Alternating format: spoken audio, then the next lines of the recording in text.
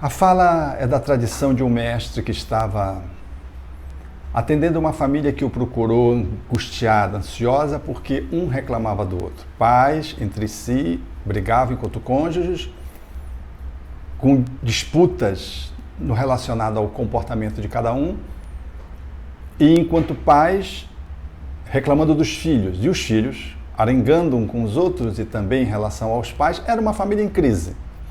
E procurou o mestre, que vivia nas redondezas daquela fazenda onde eles habitavam, que era imensa, uma casa enorme.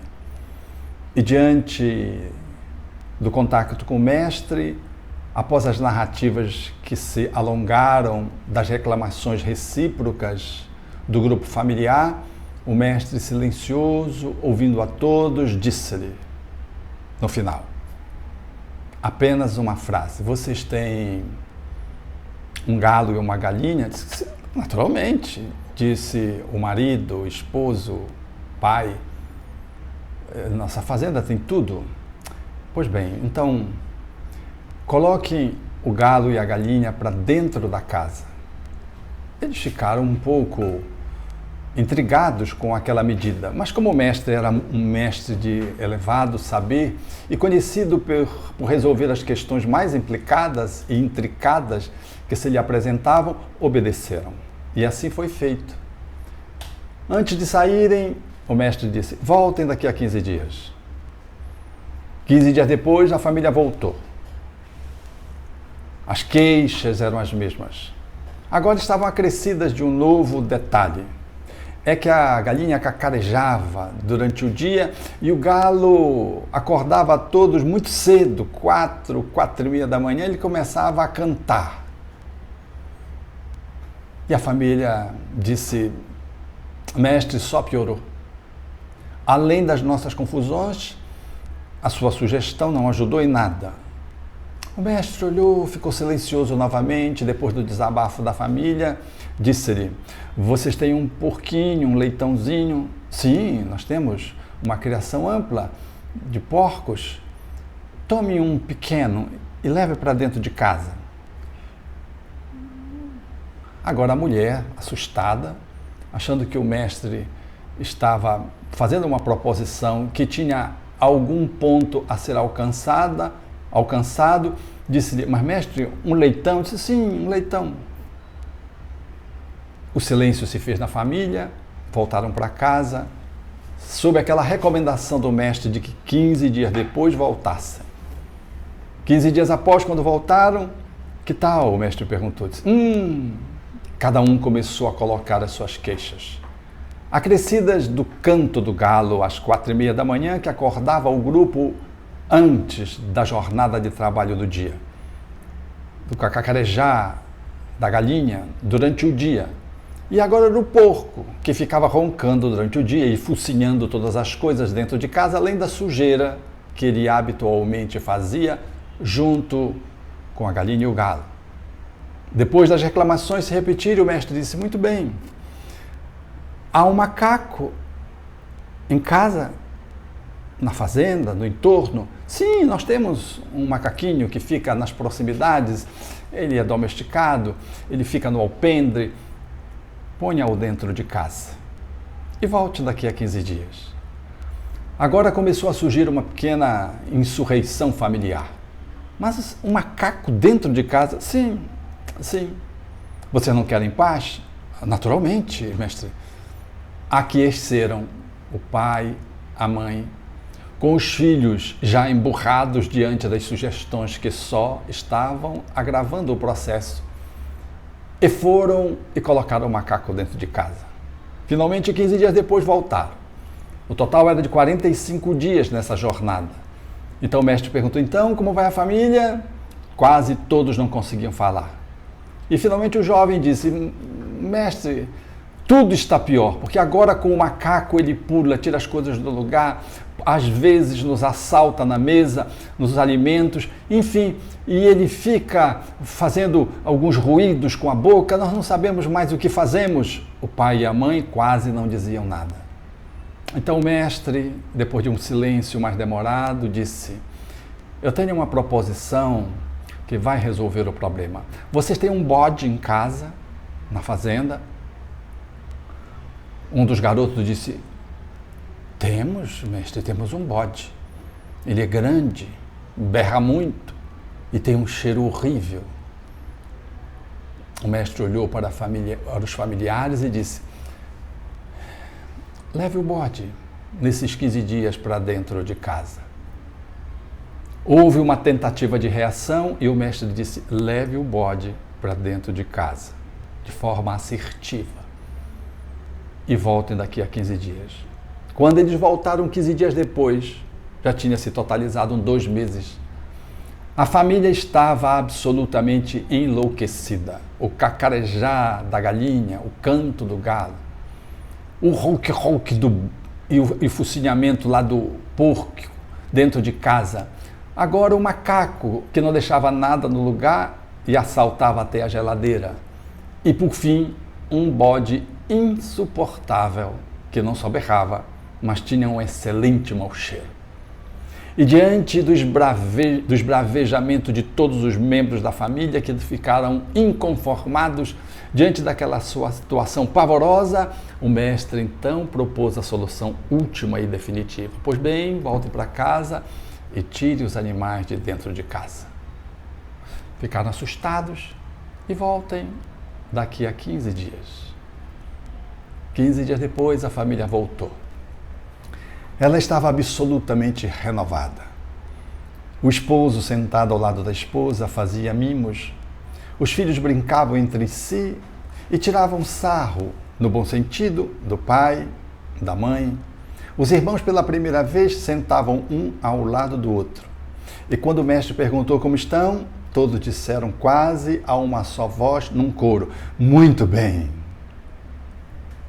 É assim, na proposta ensejada por essa historieta, que nós precisamos considerar a nossa dinâmica familiar.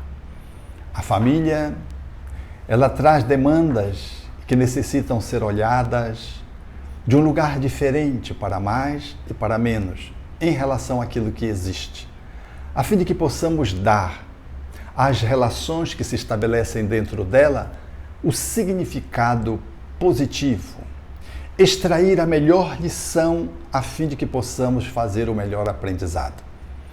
Me digam qual é a família que não tem problema. Qual é o relacionamento que não conflita? Em que circunstância familiar os irmãos não arengam um com o outro? Se são menores, os tabefes, os puxões de orelha, os empurrões. Qual é a família que não tem demandas do ponto de vista do conflito de pais e filhos que querem sempre mais daquilo que os pais concedem quanto regras, normas e regalias? Qual é o jovem que aceita aquilo que o pai e a mãe diz sem uma pequena irreverência ou sem fazer um pequeno protesto? Qual é o cônjuge que se coloca ao lado do outro em regime de felicidade plena? Então a família é esse espaço criativo, onde as demandas dos seus diversos membros aguardam o crescimento de cada um na perspectiva das interações sociais familiares, podendo cada um trabalhar dentro de si a partir daquilo que o outro demanda, enquanto relacionamento interpessoal.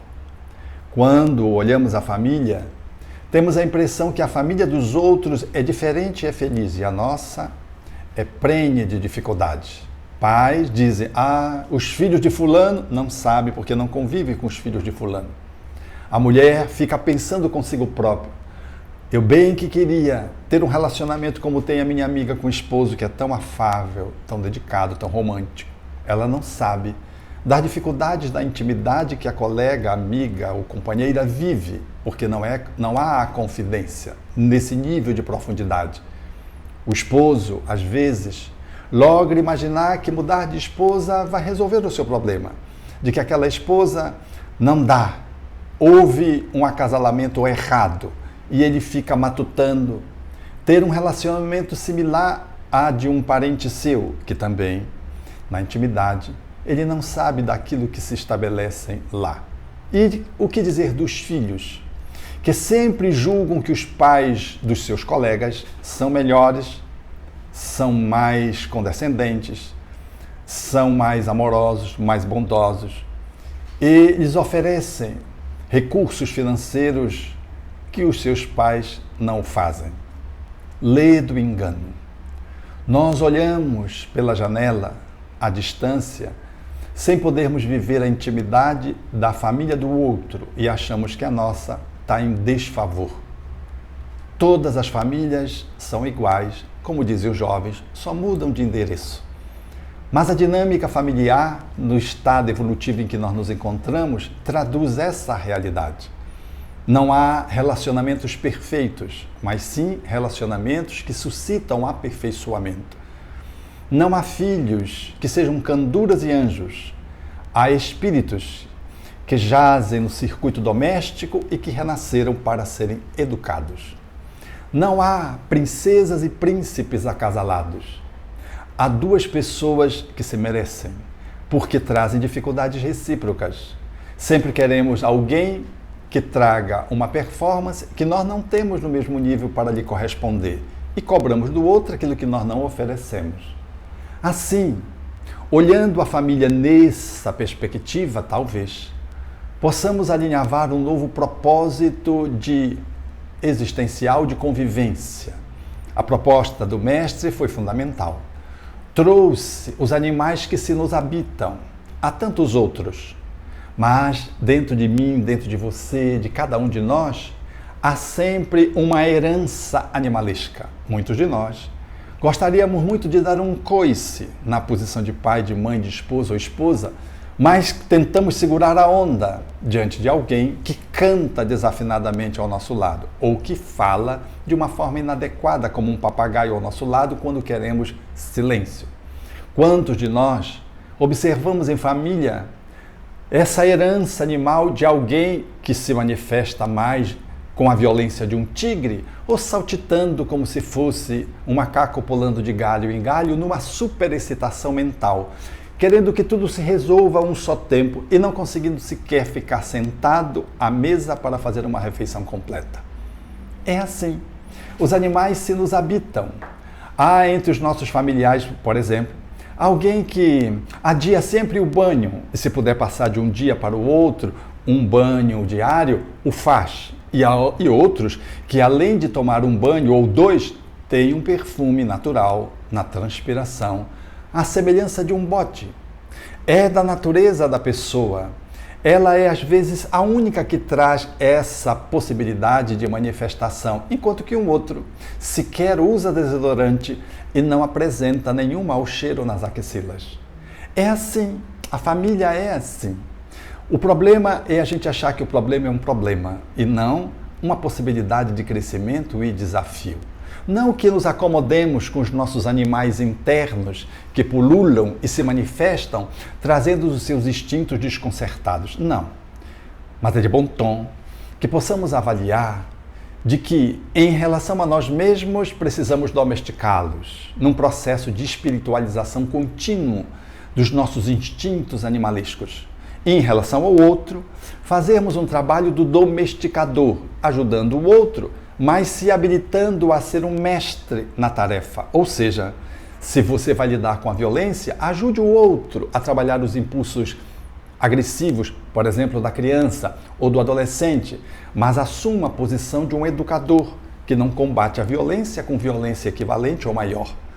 Não valendo-se da autoridade para tentar sepultar uma outra violência que apenas vai reprimi-la para que mais tarde ela ressurja de uma forma mais abundante.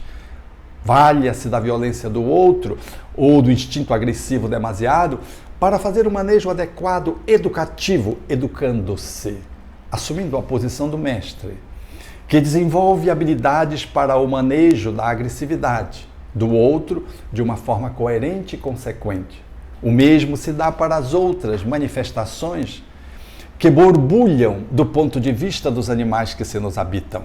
Assim, no relacionamento com cada membro da família, nós somos chamados a fazer um duplo movimento. Um de auto-humanização e de espiritualização de tudo quanto trazemos enquanto manifestações primitivas.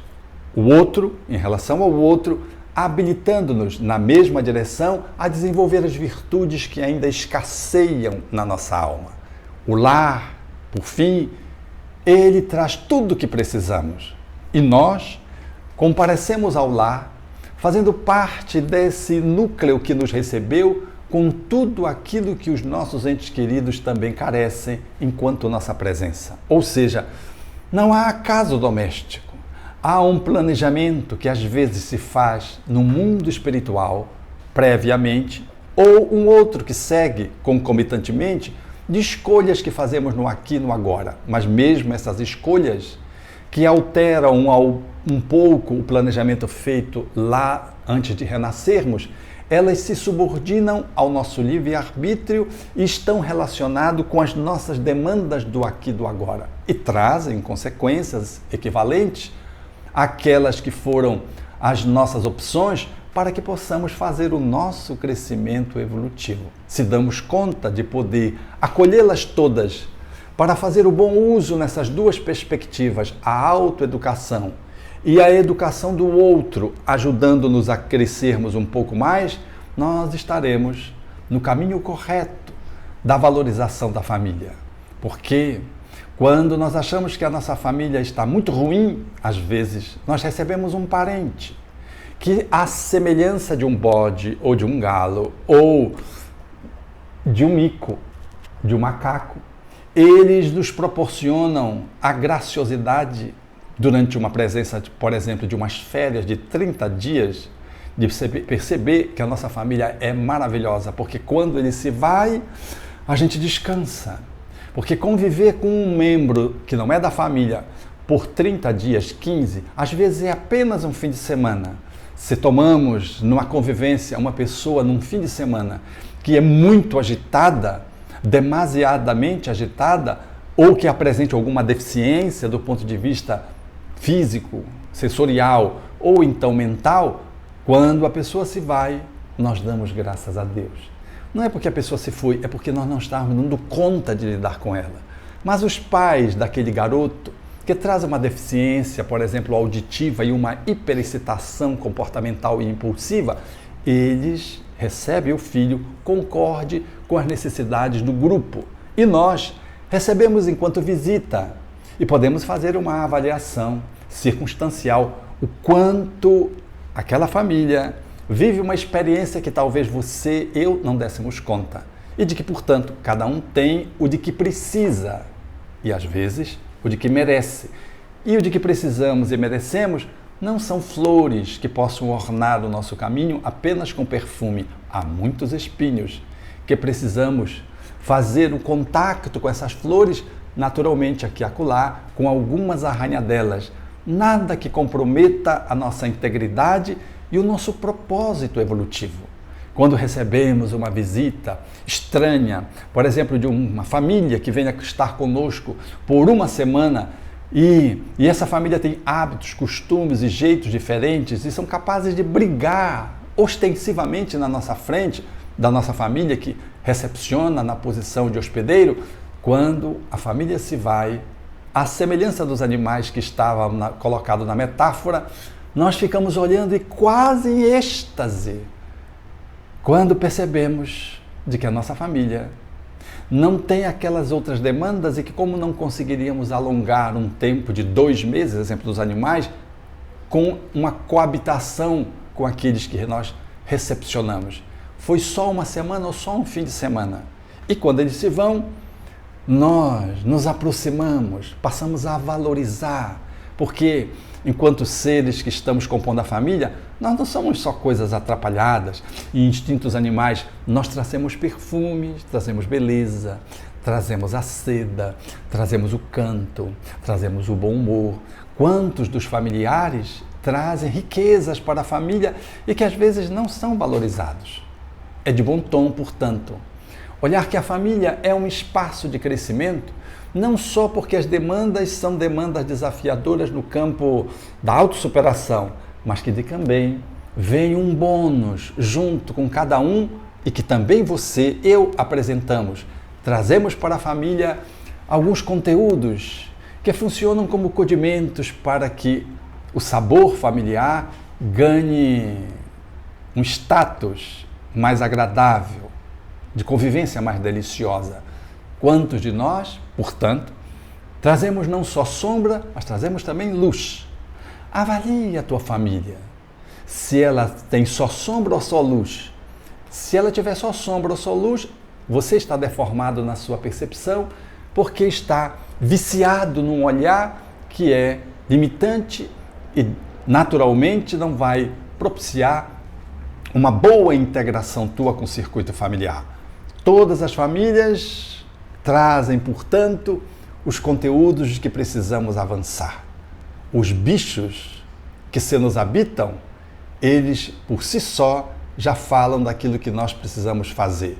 Veja que nós não estamos falando dos animais domésticos, nós estamos falando dos animais que não permeiam o lar num circuito da convivência habitual. Mas aqueles que são os selvagens, às vezes nos habitam com tanta intensidade que podem promover algumas rupturas domésticas.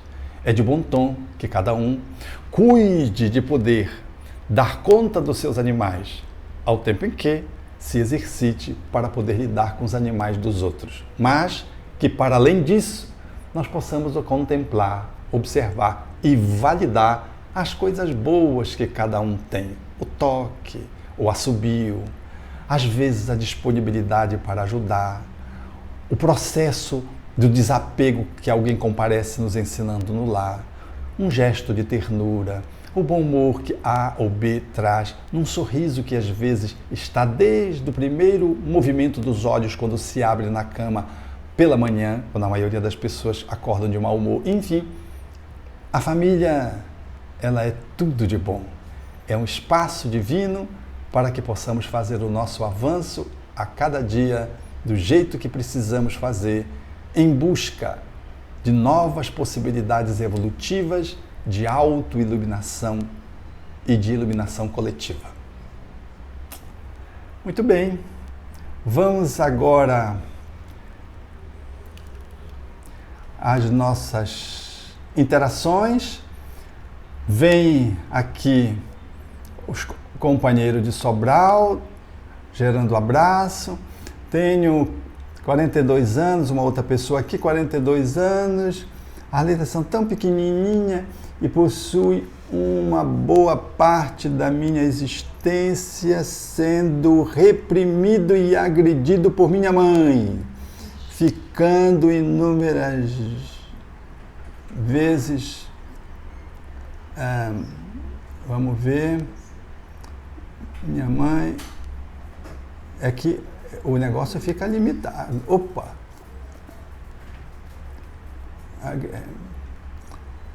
Aqui está complicado.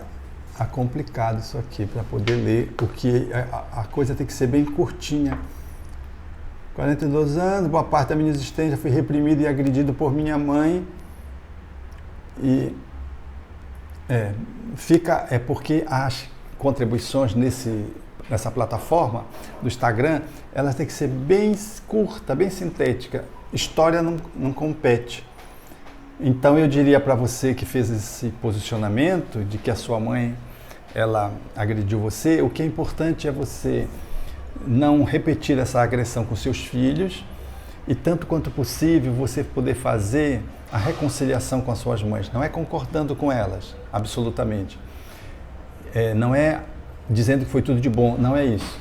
Mas é avaliando o quanto a sua mãe deu o que podia de dar e às vezes usou as exigências da educação com uma força demasiada que talvez não precisasse, porque cambou para processos, parece que de violência, o que é sempre nocivo e prejudicial. Mas quero crer que quando isso acontece, sempre é feito numa boa intenção, ainda que seja nocivo e negativo. E quando não é com boa intenção, é porque a pessoa tem um transtorno emocional ou psiquiátrico. Então, de qualquer forma, de qualquer jeito, sem concordar com a atitude da sua mãe, valide a sua mãe. Ela lhe deu um corpo e talvez teve boas intenções em lhe oferecer o melhor e talvez não tenha dado só agressividade, tenha lhe conferido atitudes positivas também, porque ninguém é absolutamente mal ou absolutamente bom no trato com seus filhos ou com outro ser humano. Honre a sua mãe, reconhecendo-lhe o que ela lhe deu, deixando com ela as negatividades com que ela estabeleceu na relação com você e seja grato por aquilo que foi bom. Muito bem. Liberdade aos filhos adolescentes para viverem a vida. Com limites.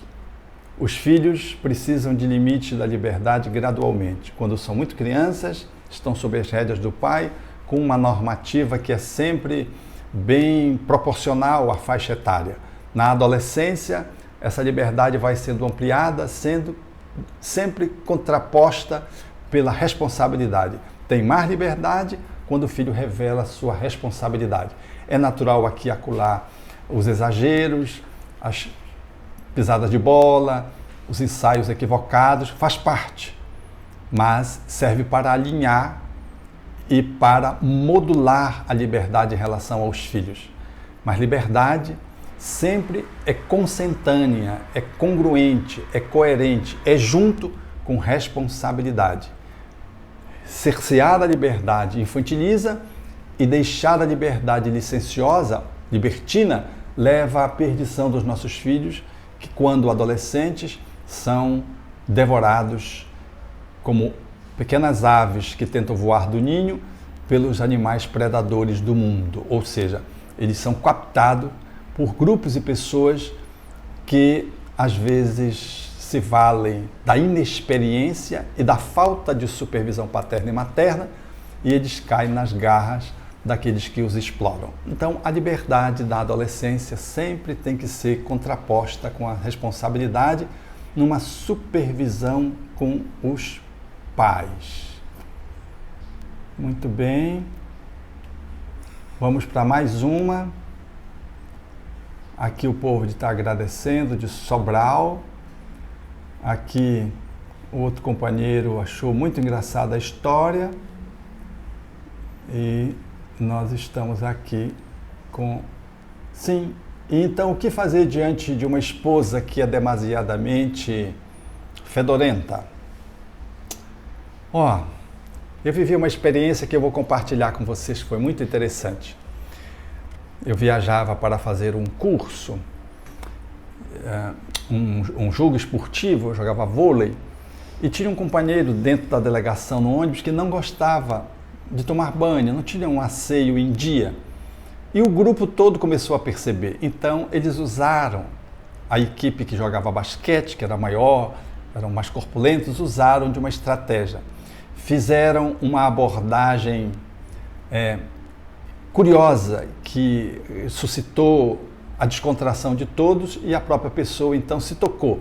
Num dado momento, agarraram esse companheiro, que tinha um apelido muito gracioso, e o chamando pelo apelido, deram-lhe uma surra de desodorante. É natural que isso não resolve, mas aquilo era uma abordagem que, feito entre adolescentes e jovens, como éramos na época, serviu para dar um toque para aquele desportista, a fim de que ele pudesse juntar o atletismo com a higiene.